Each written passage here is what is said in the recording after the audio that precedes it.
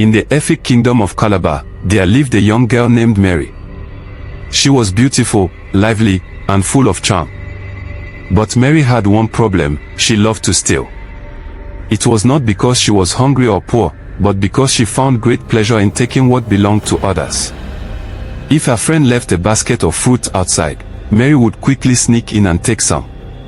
If a neighbor forgot his slippers by the riverside, Mary would carry them home and hide them under her bed. Everyone in the village knew Mary's habit, but she was too smart, too fast, and too bold to be caught. Her mother often warned her, "Mary, stealing will bring shame and trouble to our family." But Mary would only laugh. She thought stealing was just a game, something that made life fun. One hot afternoon, Mary was walking through the village. She loved to stroll around, watching people and looking for new things to take. That day, her eyes caught something unusual. Near the edge of the village stood the sacred shrine. It was a small hut surrounded by tall trees, and the people believed it was where the gods came to eat the sacrifices offered by the chief priest. On the small wooden table in front of the shrine lay a loaf of fresh bread, placed there as an offering. The bread was golden brown, still warm, and the sweet smell spread through the air. Mary's eyes grew wide.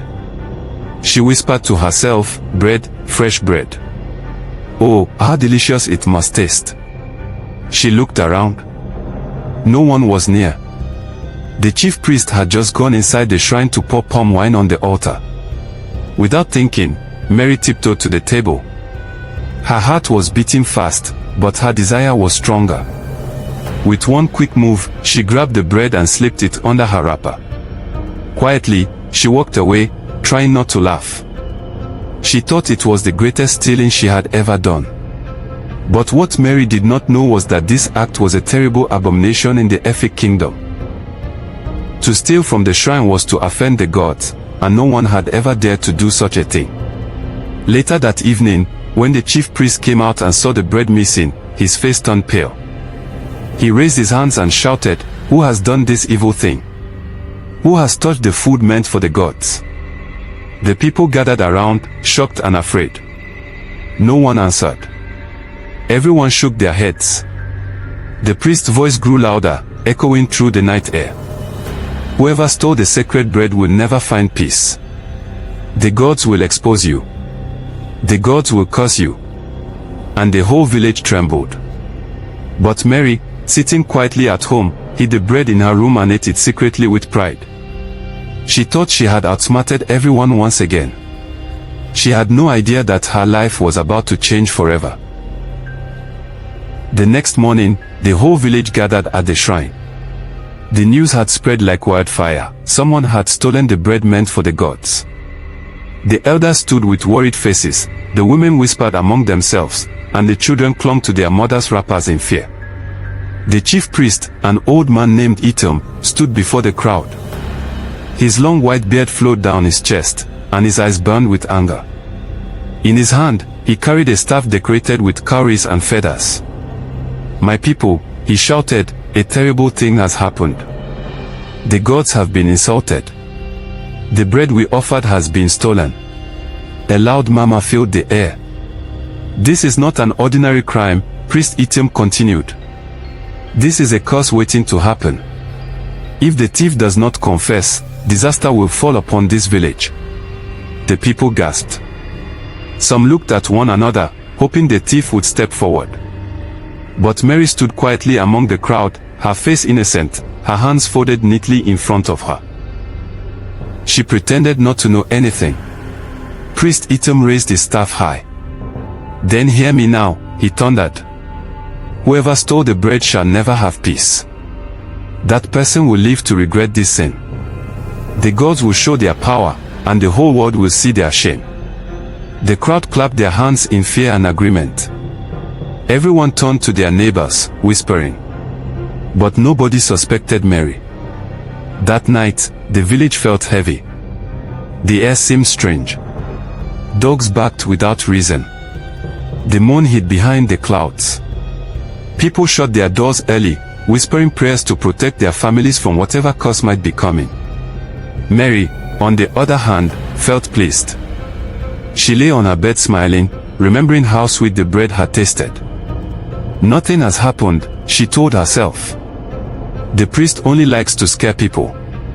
She turned on her mat and began to doze off. But as she slept, something strange began to happen. Her mat shook slightly, as though the ground beneath her was alive. The wooden frame of her bed creaked. Slowly, the mat began to rise. Mary stirred in her sleep but did not wake. Then, before dawn, her simple bed transformed into something no one had ever seen, a giant, mighty loaf of bread. The entire room filled with the smell of baked flour. Mary woke up in shock. She looked around, touched her bed, and screamed. It was soft, warm, and golden brown. It was bread, real bread. Her scream pierced the night, and her mother rushed into the room. "What is it, Mary?" her mother cried. But when she saw the mighty loaf, she fell back in fear. "Oh my God! What have you done, my daughter?" The scream spread through the neighborhood.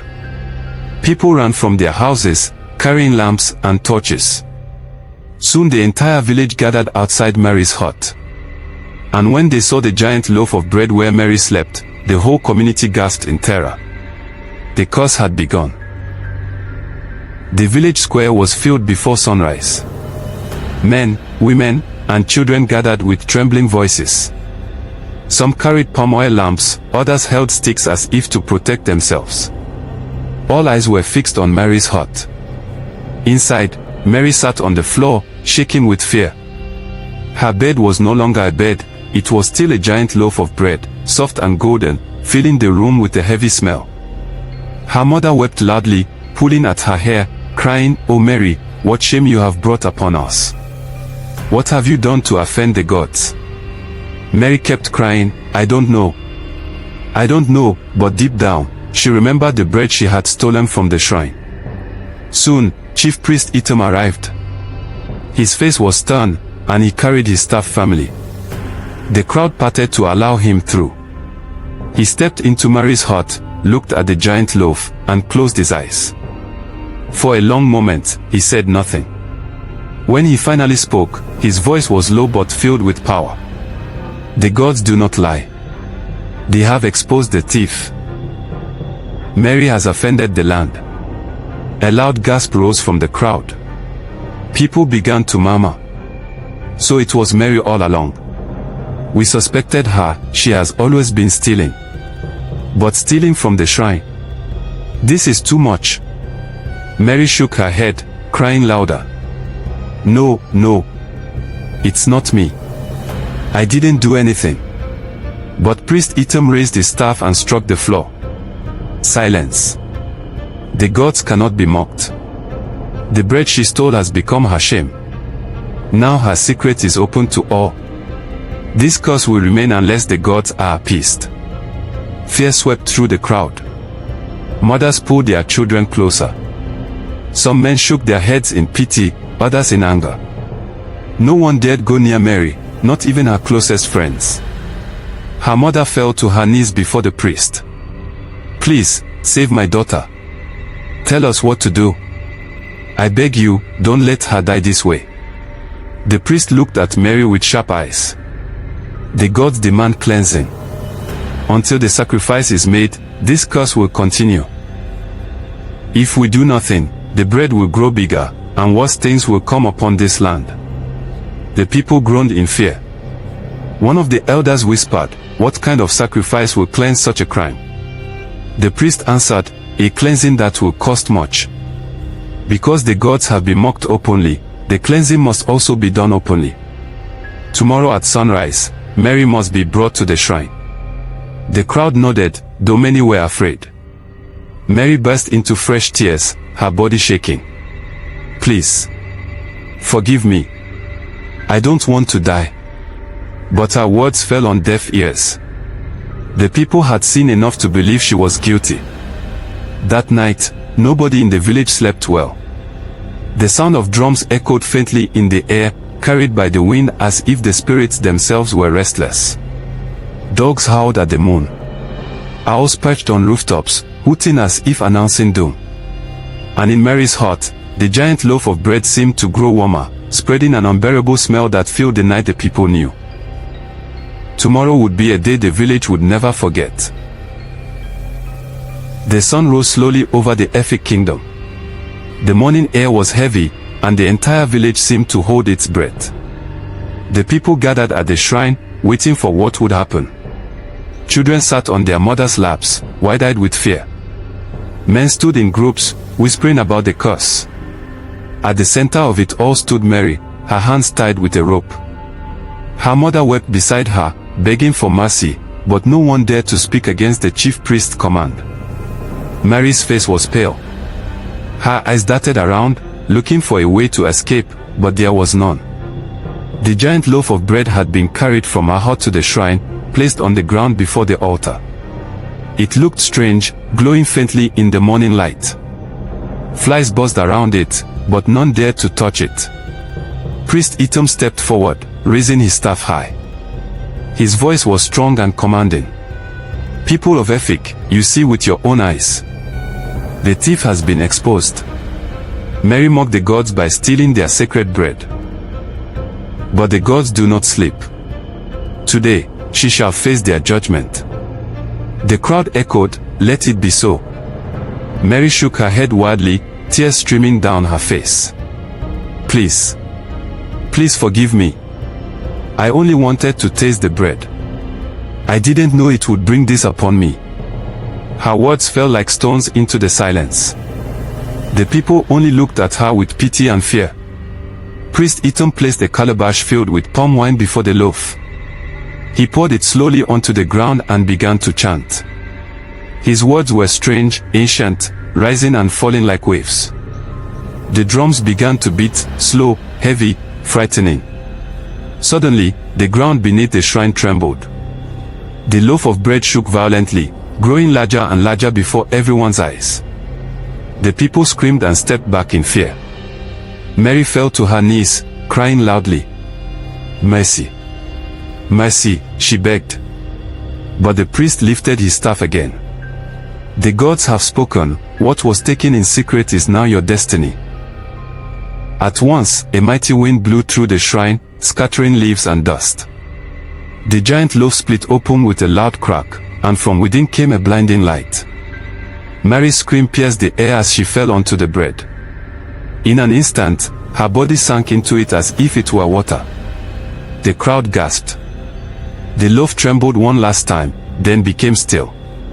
When the light faded, Mary was gone. Nothing remained but the giant bread, lying silently before the altar. The priest lowered his staff and spoke in a deep, sorrowful voice. "Let this be a warning to all. The gods cannot be mocked. What belongs to them must never be touched." Silence filled the shrine. The people were too shocked to speak.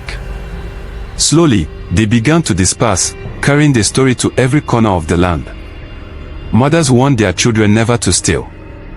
Fathers spoke of the curse in hushed tones around the fire. And as for Mary, her name was never forgotten. For many years, people in the Efik Kingdom would point to the shrine and say, "That is where the girl who stole from the gods met her end." The fear of the gods spread like never before, and no one ever dared to touch the sacred bread again.